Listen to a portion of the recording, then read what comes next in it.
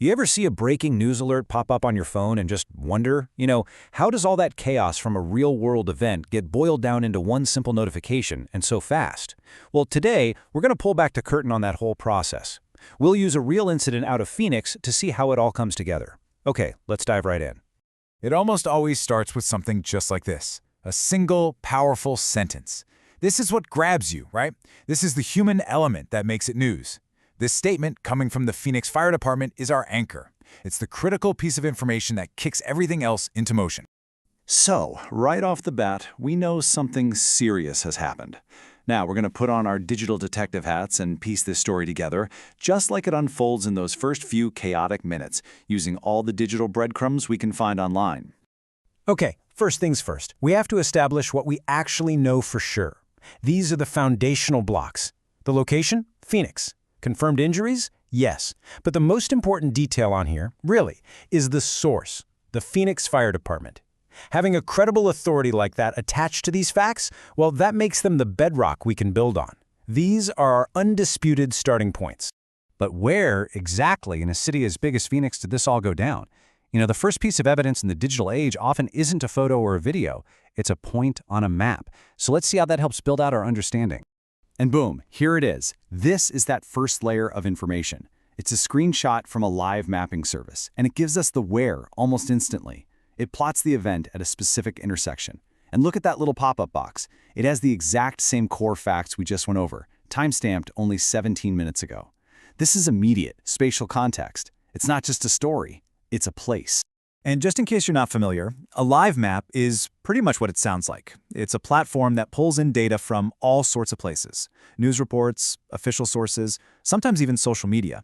And it plots it all on a map, geographically, in real time. It's what turns a headline into a specific location you can actually see. Now, what's really fascinating here is the sheer precision of it all. The map gives us raw longitude data. This isn't just a neighborhood in Phoenix. No, this is a verifiable, data-driven point on the globe. This is the kind of raw data that underpins so many of the news alerts we see today. A map pin is powerful, for sure, but it's abstract. It's just a dot, right? It gives us data, but it doesn't give us the feeling of being there. So the natural next question is, what does it actually look like on the ground? And to answer that, we turn to the second crucial piece of the puzzle in today's news world, social media. This is so often where we get our first unfiltered glimpse of an event as it's unfolding. And check this out. It's a post from a local news outlet, 12 News. And there it is, our first visual. You can see a heavily damaged white truck. You see police cars with their lights flashing, and the area is taped off. This single image just makes the story so much more concrete in a way a map simply can't. It's an immediate, powerful visual context. And that's really the superpower of social media in these situations. It's a rapid-fire distribution system.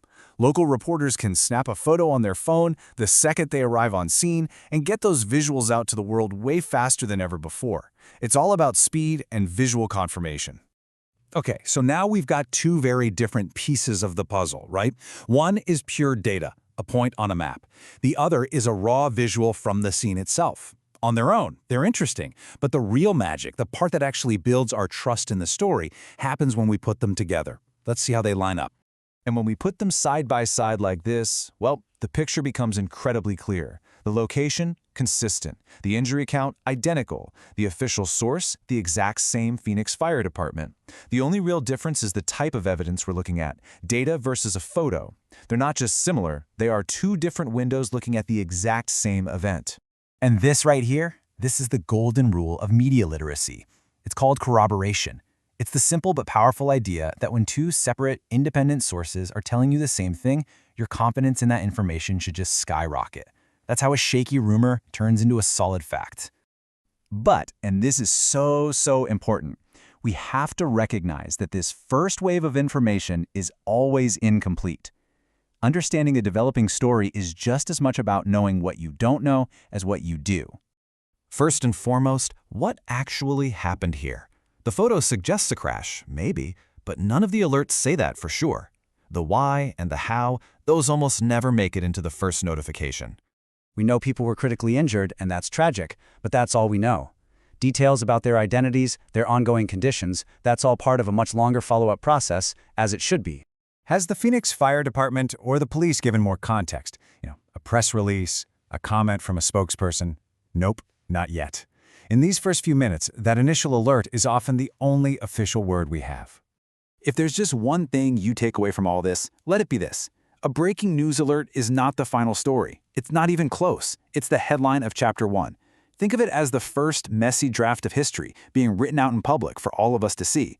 All the context and the nuance, that gets filled in over the next few hours and days.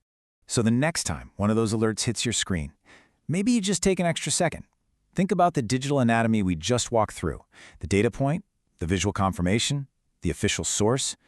How will you think about all the different little pieces that had to fall into place just right to build that one simple notification?